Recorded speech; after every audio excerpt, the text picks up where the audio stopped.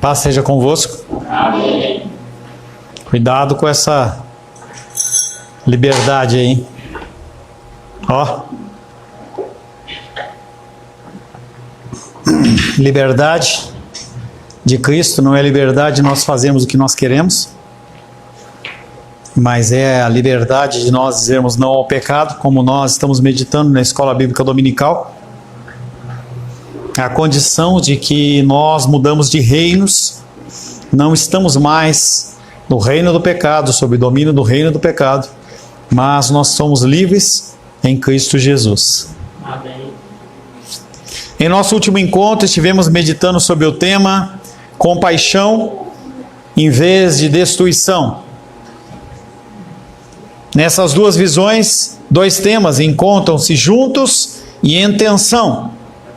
O julgamento de Deus e a sua compaixão. Quando nós pensamos dentro do âmbito humano, você pode ser de um lado bom e do outro lado ruim. Jesus, Deus, não tem essa condição.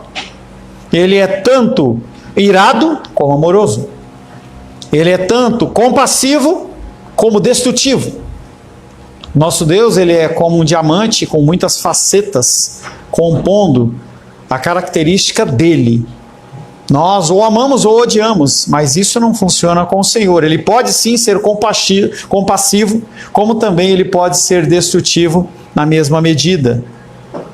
A tensão, ela é mais aparente para mim e para você, porque nós temos essa dificuldade.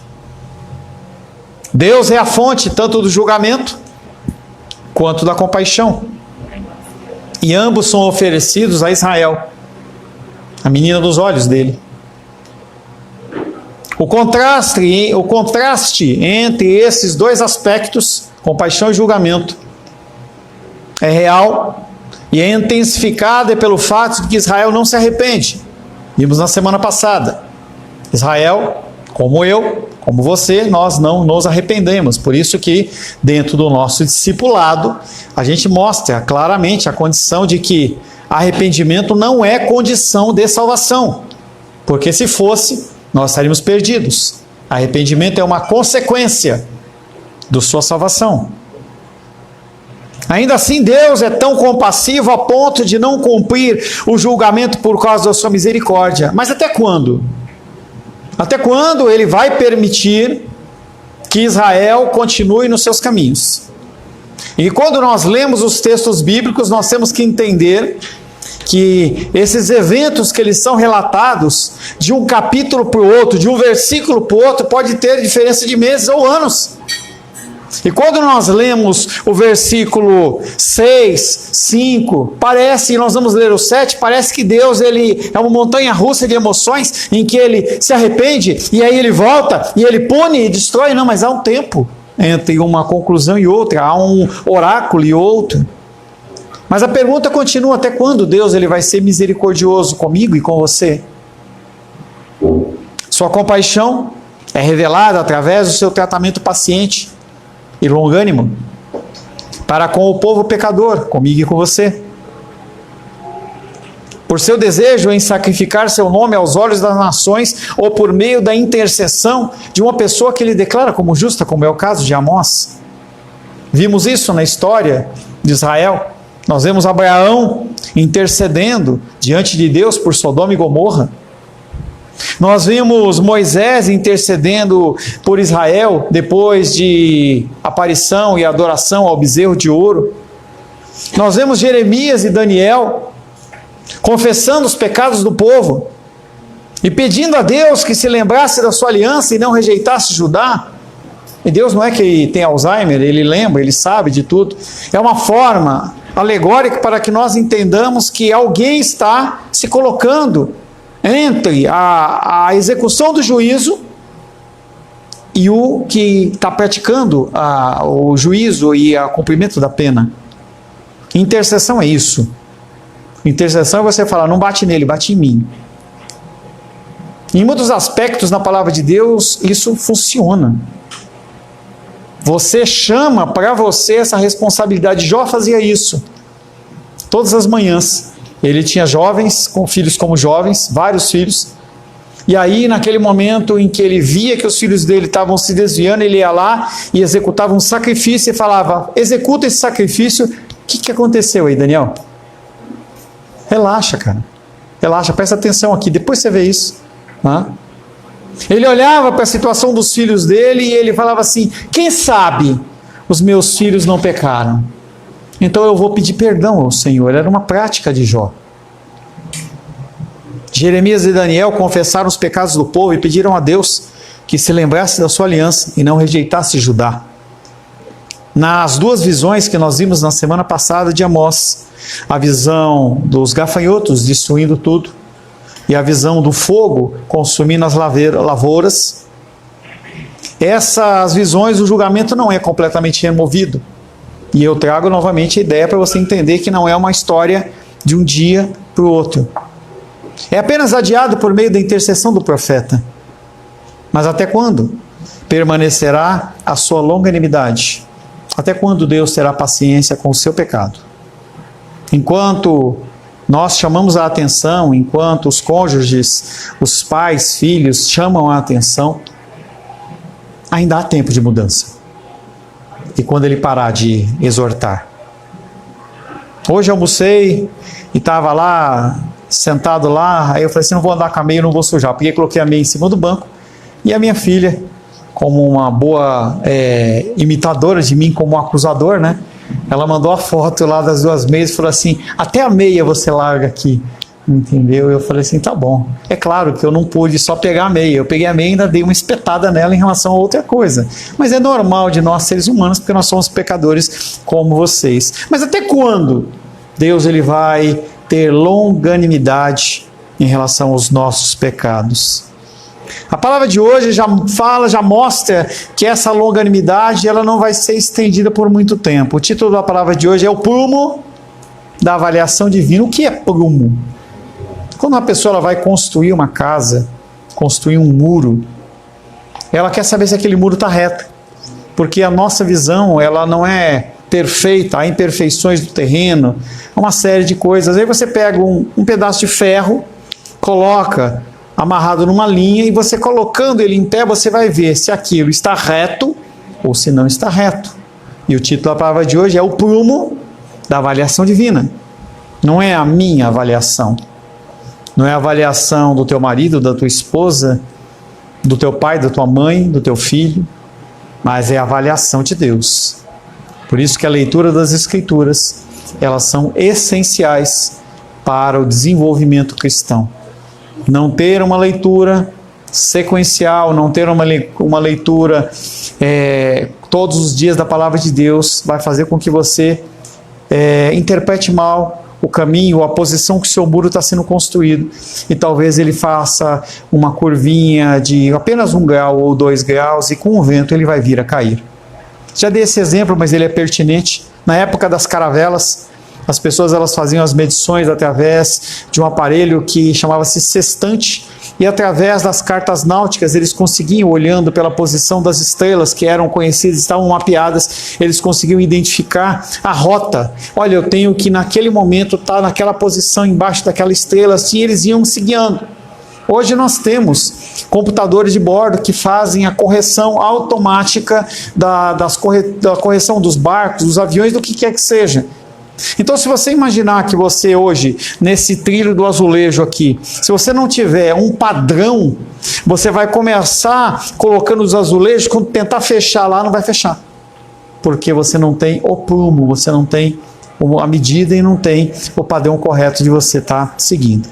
Quero convidar você a abrir a palavra de Deus no livro de Amós, capítulo 7.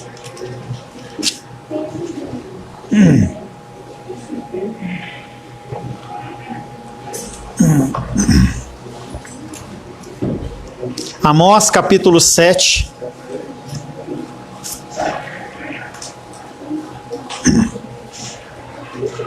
verso 4 em diante. Amós capítulo 7. Se você pode, se você não tem uma doença física, fique de pé.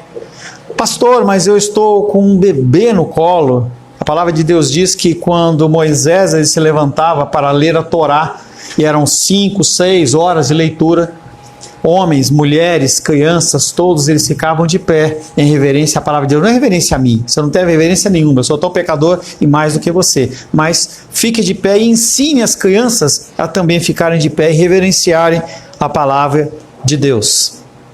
Assim diz a palavra de Deus no livro de Amós, capítulo 7, versos 4 em diante.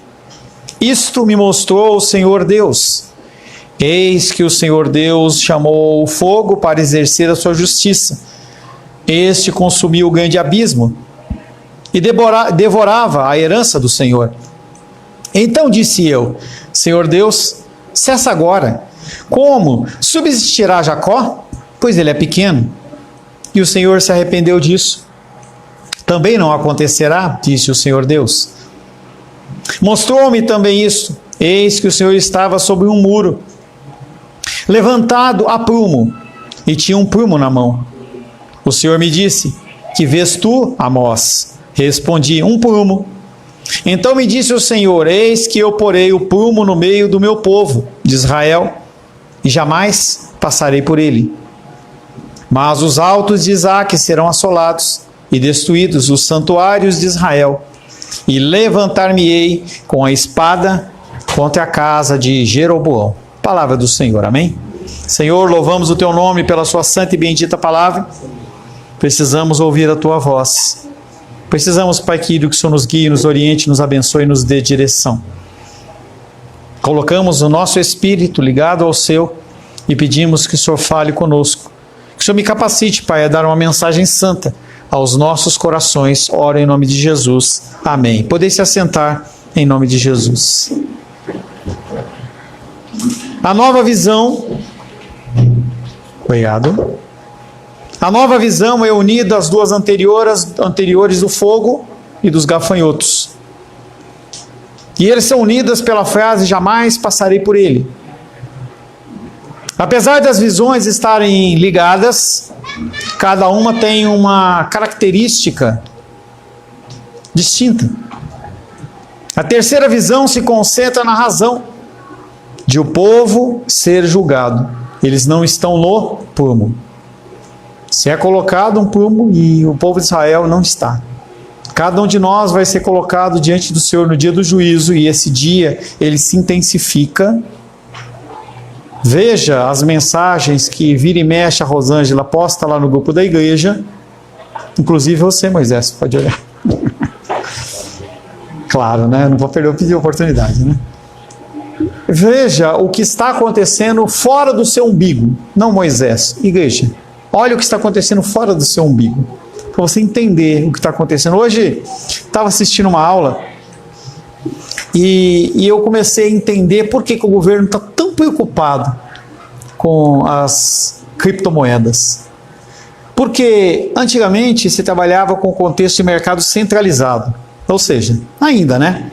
Se eu quero comprar algo do Nicolas, eu falo, eu quero fazer uma encomenda para ele, não fique magoado, Felipe, podia ser da sua loja, mas eu estou comprando do Nicolas, né, porque eu estou aqui em acessórios. E aí eu vou fazer uma compra do Nicolas e ele emite um pedido, e ele faz uma fatura por pagamento, ou por cartão de crédito, ou por Pix, ou por débito, sei lá, qualquer coisa desse tipo. E aí, para que esse dinheiro saia da minha conta e entre na conta do Nicolas, ela vai passar por um banco, e esse banco reporta ao Banco Central que eu gastei R$150 em cestinhas de qualquer coisa para o final do ano, e o Nicolas, como pessoa física ou jurídica, recebeu aquilo, e aí ele pode fazer o quê? Cobrar o imposto. Se nós dois temos carteiras digitais, essas carteiras digitais, o que acontece? Eu combino com o Nicolas, transfiro para o Nicolas, e o governo não sabe quem recebeu, quem pagou, nem coisa nenhuma. Por que eu estou falando isso? Porque também é um sinal do fim dos tempos. Uma moeda, um governo, uma religião. E não é que você agora tem que se abster do conhecimento do que está acontecendo, porque se eu me abster, entendeu, eu vou estar me envolvido com o 666, a moeda da besta. Não é isso, você tem que saber o que fazer, o que está acontecendo, para que você possa agir o mais correto possível. E, se possível, se isentar, inclusive, das ações do governo do anticristo sobre a sua vida. Isso está acontecendo. Talvez você não esteja fazendo isso, mas eu estou fazendo. Eu estou olhando isso, estou dando cuidado, e eu falo com um ou com o outro, e espero que alguém reaja, e falo com uma coisa, falei com o Pedro hoje, falei, Pedro, eu espero que qualquer hora você colhe em mim para eu te ensinar a viver de uma forma diferente, você possa ganhar dinheiro de uma maneira lícita. Se essa ideia que eu tenho que trabalhar 24 horas por dia para ter alguma coisa, isso é coisa do além, já passou esse tempo. Isso era o tempo da roça, era o tempo das fábricas. A gente vê cada vez mais os mercados, eles funcionam de uma forma automática. Nós fomos lá eu saí com a Rosângela para jantar ontem, e aí nós passamos no mercado, a Rosângela falou assim, ó, nesse mercado não tem mais etiqueta, é tudo QR Code, você lê lá o QR, o cara atualiza lá no sistema, não tem erro, não tem falha. Lê o QR, pagou, acabou, você leva e leva embora. O que nós estamos vendo dentro desse contexto de Amós é Amós avisando para aquelas pessoas que algo está acontecendo e eles continuam não se movendo. A terceira visão concentra-se na razão de o povo estar sendo julgado. Eles não estão no prumo, enfatizando a destruição do rei e do templo, dois símbolos. A figura do rei como a figura política e o templo como a figura religiosa, as duas que estavam contaminadas. Descrevendo a rejeição da palavra de Deus da parte desses dois. Nessa visão, o prumo do Senhor medirá Israel e trará julgamento. Por não haver mudança ou arrependimento no que há por vir, a destruição ela é certa e não haverá compaixão. Por isso que eu falei para você e te dei esse alerta. Um versículo 7, ele não está ligado cronologicamente numa sequência de um dia para o outro, mas pode haver um tempo maior em relação a um e outro. Deus não vai perdoá-lo. Não irá desconsiderar os seus pecados sem assumir uma atitude. Deus ele vai resolver a coisa. E aí nós vemos uma série de textos que nós vamos estar vendo sobre Deus, ele colocando um muro no prumo. E se não colocar, ele quebra e faz de novo. O texto que nós vamos meditar é o verso 7, 8 e 9, que eu já li, vou repetir, que diz, mostrou-me isto, eis que o Senhor estava sobre um muro levantado a prumo, e tinha um prumo na mão. O Senhor me disse, que vês tu, Amós? Respondi, um prumo. Então disse o Senhor, eis que eu porei o prumo no meio do meu povo de Israel, e jamais passarei por ele. Mas os altos de Isaque serão assolados e destruídos, os santuários de Israel. Levantar-me-ei com a espada contra a casa de Jeroboão. O início desse texto ele é diferente dos outros versículos, mas todos eles trazendo a figura divina como aquele que dá o respaldo do que está sendo falado. Não é o pastor Paulo que está falando. Se eu estiver falando algo, você descarta. Mas se você identificar como sendo algo de Deus, presta atenção. É como um mecânico que olha para você e te dá uma instrução. Olha, o teu carro está com esse problema. Falei para vocês um tempo atrás que eu estava com problema de aquecimento. Olha, o carro está com aquecimento, fica de olho na água. Se você não ficar de olho na água e a água acabar, vai superaquecer o motor e o motor ele vai fundir, você vai gastar 4, 5, 6 mil reais. Os alertas eles estão sendo dados no nosso dia a dia e também são dados na nossa vida espiritual. Amós viu o Senhor em um muro segurando algo que era um prumo.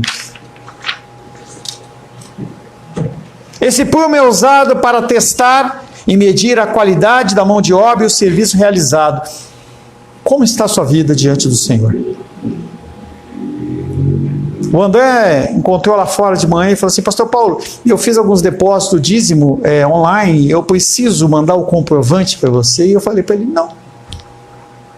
Eu recebo, quando vocês mandam o comprovante, faço uma oração a mais. Até outro dia eu brinquei com o Nicolas e mandei só um Deus te abençoe. E ele falou para mim assim, olha, poxa, antes você orava tal. Eu orei para ele e tal. E brinquei com ele hoje. Eu não orei de novo, porque eu já fiz uma oração em loco. Até ensinei para ele uma expressão em latim, em loco. Entendeu? Naquele momento que eu estava fazendo os dízimos e ofertas. O nosso compromisso é com o Senhor, não é comigo. Quando eu cobro de você para você chegar no horário, não é porque eu vou ficar mais feliz porque você está aqui, você vai estar me ouvindo, não. Eu estou aqui para cumprir um desígnio do Senhor. Eu estou aqui para dar para você o máximo de instruções possíveis, para que você venha a não sofrer coisas que eu já sofri. Mas se você quiser sofrer, você pode sofrer à vontade. E eu vou estar sempre pronto a estender a mão para você, para novamente recolher os cacos do que for destruído. Mas como um pai eu falo para vocês, porque apesar de ter pessoas que têm a minha idade ou mais, vocês para mim são todos filhos. Eu tenho idade para ser pai da Rayane, do Felipe. Então para mim eu trato vocês como se fossem filhos. E eu quero que vocês não sofram. Eu quero que vocês avancem em estatura e graça por uma série de coisas. Eu não chamo a atenção do Daniel porque eu estou incomodado, porque ele está mexendo na chave e na Bíblia. Isso não me faz diferença. Houve um tempo em que no início do ministério, uma criança está correndo, aquilo ali me incomodava. Hoje não. Eu paro, chamo a atenção de quem quer que seja, eu volto no mesmo ponto, é uma habilidade dada por Deus. Mas eu estou alertando. Para que você, como Amós está alertando aquele povo de Israel, você tenha tempo de se corrigir e você não incorra no erro e incorra na consequência do seu pecado. Esse prumo é usado para testar e medir a qualidade da mão de obra e serviço realizado. Com certeza não é o muro de Betel, não é o muro de Samaria ou não é o templo, porque eles estão tortos. No segundo parágrafo se desenvolve um diálogo entre Deus e Amós e é pedido ao profeta que identifique o objeto da visão. O que é isso, Amós? Deus faz muito isso. E eu gosto de dar muitos exemplos exatamente em relação a esse tipo de coisa, porque eu falo de uma luta, eu falo de um caminhão, eu falo de flores, porque esse é o ambiente que vocês vivem. Para que vocês possam estabelecer algum tipo de relação entre aquilo que eu falo e a vida que vocês professam. A linha de prumo, a existência dessa linha não resulta em perdão. A palavra de Deus está aqui. Em algumas casas de vocês, eles estão lá, talvez abertas no Salmo 91. Talvez ela esteja indo com páginas coladas, essa Bíblia é nova, de vez em quando eu pego aquela segura. Talvez a sua Bíblia, com mais de 10 anos, ela esteja ainda com algumas páginas que ainda não foram viradas. Então entenda que você ter as Escrituras Sagradas e você ouvir as Escrituras Sagradas, isso não muda nada se você não alterar o seu rumo e sua forma de agir. Somos livres. Livre por quê? Será que você é livre? Será que você pode fazer o que você quiser com o seu dinheiro, com o seu tempo, com a sua sexualidade? Tudo posso, nem tudo me convém, porque existem consequências. A linha de prumo não resulta em perdão. A explicação para a visão usa as palavras linha de prumo, a fim de revelar o plano de Deus para Israel. Ele irá testar Israel colocando uma linha de prumo em seu caminho. Na minha vida, na sua vida, o que você faz com a prosperidade? O que você faz com a falta da prosperidade? O que você faz com uma flecha na sua aljava, como o Joaquim, como a Heloísa? O que você faz? Você constrói algo? Ou é simplesmente uma criança que você pôs no mundo para você colocar na creche e aí fica das 7 da manhã às 7 da noite, chega já com banho tomado, limpinho, trocado, já você pega da mão lá da cuidadora, você coloca no bebê conforto, chega em casa, coloca no berço, dorme e fica tudo bem. Quando chega no fim de semana, você pega o seu bebê e leva para o seu pai e sua mãe cuidar. É isso que é a construção de uma criança. Esses dias a Rô estava acompanhando uma pessoa lá e ela falou assim, que estava com uma criança de colo como o Joaquim, como a Heloísa, e aí não era maior, tinha 4 anos, e falou assim, poxa, um dia você vai sair de casa. E aí o menino de 4 anos falou assim, papai, eu também vou sentir falta de vocês. Diz que o pai e a mãe choraram a noite inteira, entendeu? Choraram a noite inteira.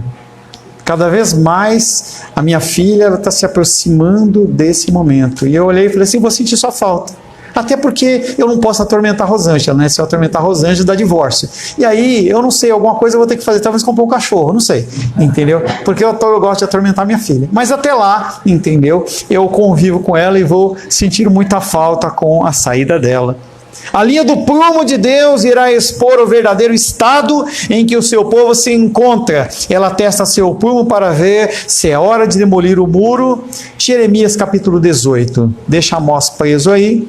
Jeremias 18. Eu não vou esperar você achar. Jeremias 18, verso 1 em diante, diz assim, palavra do Senhor que veio a Jeremias dizendo, dispõe-te, desce à casa do oleiro, e lá ouvirás as minhas palavras. Desci à casa do oleiro, e eis que ele estava entregue à sua obra sobre as rodas. Como o vaso que o oleiro fazia de barro se lhe estragou na mão, tornou a fazer dele outro vaso, segundo bem lhe pareceu.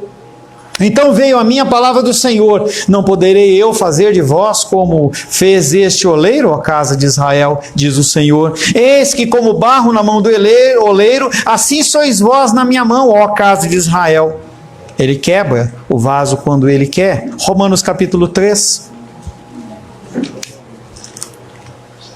Romanos 3, versos 10, 11 e 12, diz assim: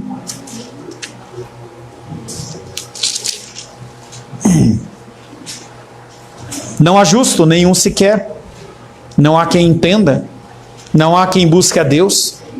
Todos se extraviaram e a uma se fizeram inúteis, e não há quem faça o bem, não há nenhum sequer. Deus está falando desse muro que era Israel, desse muro que agora chama-se Paulo, chama-se Esther, chama-se Aisla, chama-se Pedro, cada um de nós. Ele olha e fala: vocês são inúteis, vocês não estão no prumo. Apesar da visão não se desenvolver mais, o contexto deixa implícito que Deus está testando o caráter moral e a fidelidade do seu povo. E Deus, ele vai testar a minha vida e testar a sua vida. Essa visão explica porque o julgamento de Deus virá. Tendo vista essas informações, Amós para de pedir misericórdia, pois a linha do prumo mostra que Israel não está correto e não está direito. Em alguns momentos não vai adiantar alguém orar por você. Em alguns momentos não vai adiantar você orar a Deus, porque a longanimidade de Deus tem um prazo, tem um tempo. Nós não sabemos qual é esse tempo. Nós olhamos o ciclo da vida como algo que pode nos dar um norte em relação à longanimidade de Deus sobre as nossas vidas. Quando uma pessoa morre com tenra idade, ou na juventude, ou um jovem adulto, não é porque aconteceu uma coisa que não era esperada, foi o tempo do Senhor para aquela vida. A longanimidade acabou. Cumpriu o ciclo dela naquele lugar.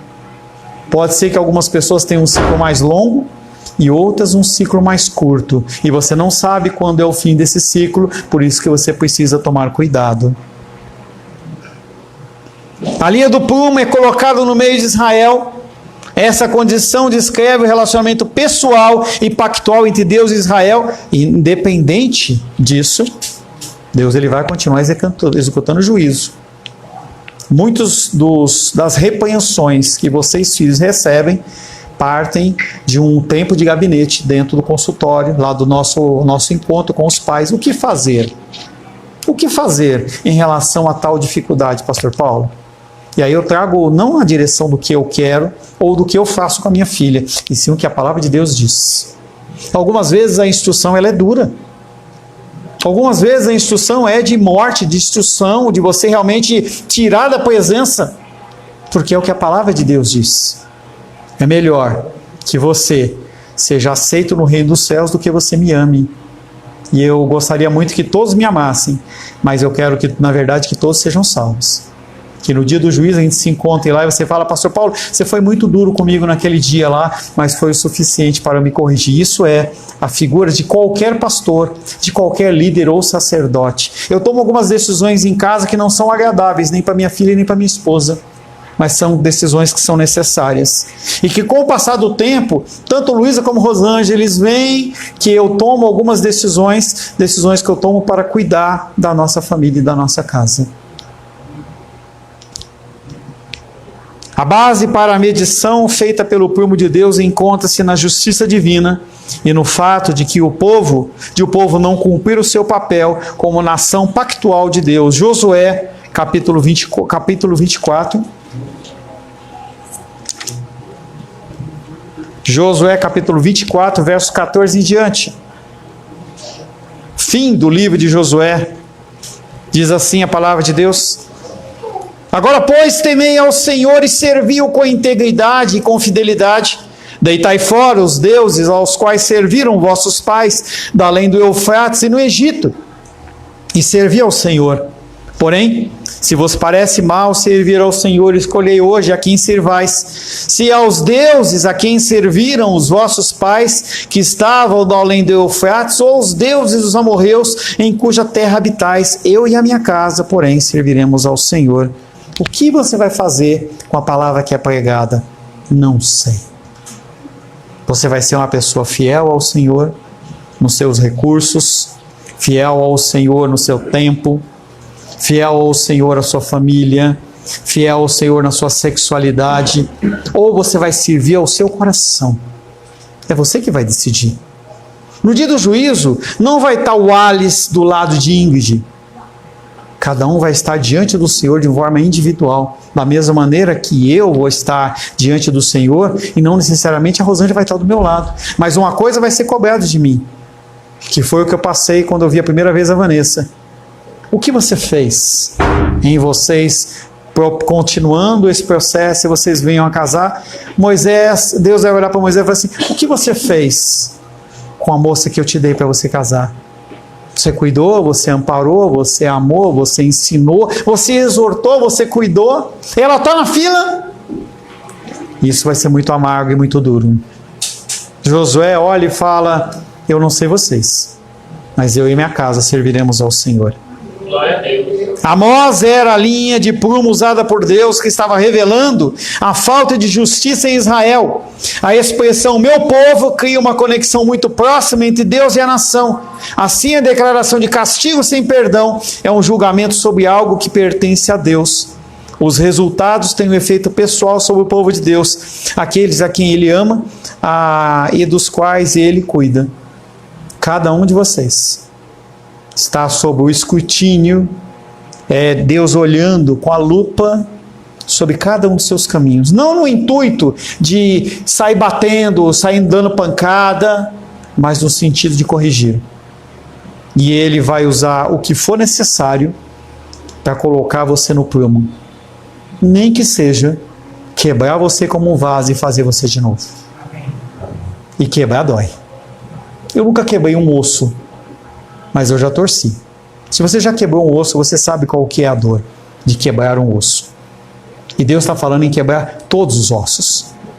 Ele quebra o que for necessário para que você seja colocado no prumo. Ele não está preocupado se você vai entrar com um olho ou com dois. Se você vai entrar com duas pernas ou com uma apenas. Ele está importando que você entre no reino dos céus.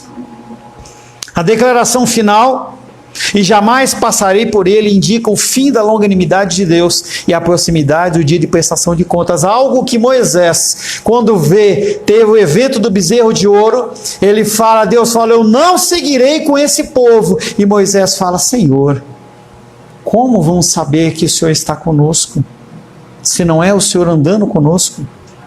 Não nos faça sair da tua presença se o Senhor não vier conosco. E o Senhor fala: eu andarei com vocês.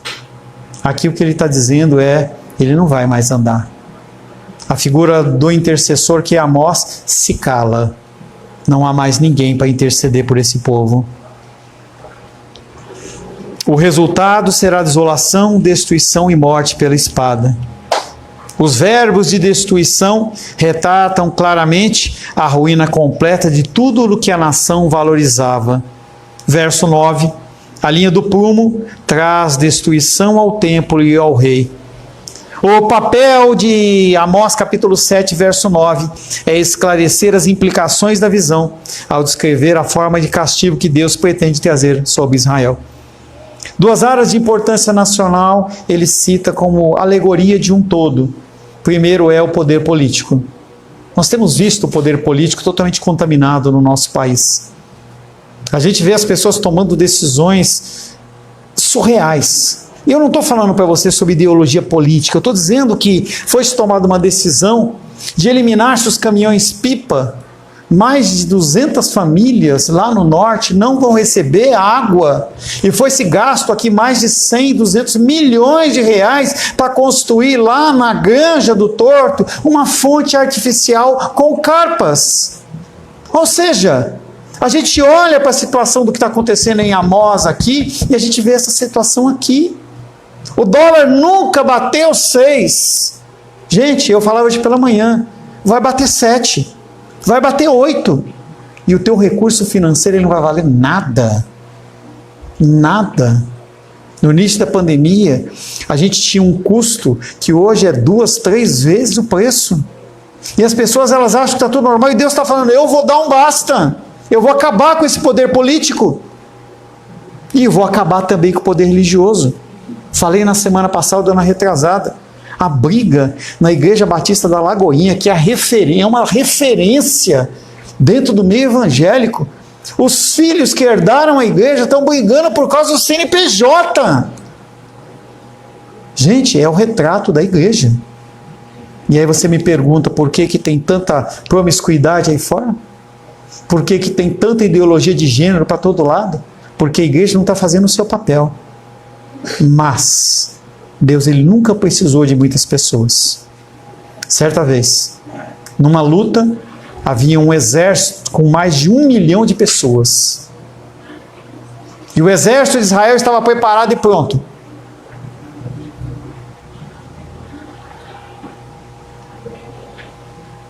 O exército de Israel estava preparado e pronto, e Deus olha para aquele líder e fala para ele, manda embora uma parte, tem muita gente. Se eles ganharem essa guerra, eles vão achar que são eles. Mandou embora 70% do exército. Ainda tem muita gente. Manda embora aqueles que beberem água que nem cachorrinho. Foi embora e sobrou uma merreca de gente. O que são 300 pessoas diante de 1 milhão de pessoas? Nada. E ali Deus deu a vitória. Entenda que a sua posição, apesar de ser única, apesar de o ditado dizer que uma andorinha só não faz verão, isso vale para a andorinha, não para o cristianismo. Se você se colocar como uma pessoa fiel, se você edificar a tua casa, se você ensinar os seus filhos, se você buscar viver uma vida correta e digna, se você se alimentar com frequência da palavra de Deus, de uma palavra saudável, não qualquer palavra, você vai ser como um manancial de águas vivas. E haverá diferença nessa geração. E depende de você. O que Deus planejou, Ele vai fazer. Você pode fazer parte disso ou não fazer parte disso. Eu estou disposto a fazer parte disso. Quando eu saí de São Paulo e abandonei, modo de dizer, deixei a minha família, quando a Rosângela deixou a sua família, nós abrimos mão daquilo por um projeto de Deus, que é a sua vida. Nosso propósito nós estamos tentando cumprir. Eu vejo a luta da Rosângela para marcar um café com as mulheres. Não é para fazer um tempo de oração. Não é para você ter um tempo de jejum. É para tomar um café. E ela não consegue. O Alice posta lá no grupo para a gente fazer um encontro de homens. Só depois de muito cutucar, alguém responde. Essas coisas que nós temos que tentar mudar. Nós estamos no final de 2024. Nós não vamos conseguir mudar nada agora, mas pense em 2025. O que você quer para a sua vida? É mais dinheiro? No final do ano vão falar... Muito dinheiro, saúde no bolso, como é que é? Muito dinheiro no bolso, saúde para dar e vender. Será que esse é o seu projeto de vida? Se esse é o seu projeto de vida, essa igreja ou não cumpriu o seu papel, ou não é o lugar para você. Talvez você precise procurar um lugar que realmente inteira isso.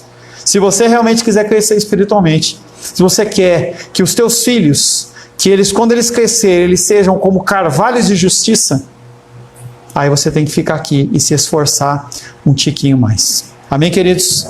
Senhor, em nome de Jesus, te adoro, louvo e te bendigo. Quero, Pai querido, colocar na tua presença as nossas vidas. Quero, Pai querido, pedir que o Senhor nos guie, nos oriente e nos abençoe. Que nós possamos, Pai querido, mais e mais sermos, Pai querido, pessoas que buscam a tua face, buscam o teu entendimento e o teu querer.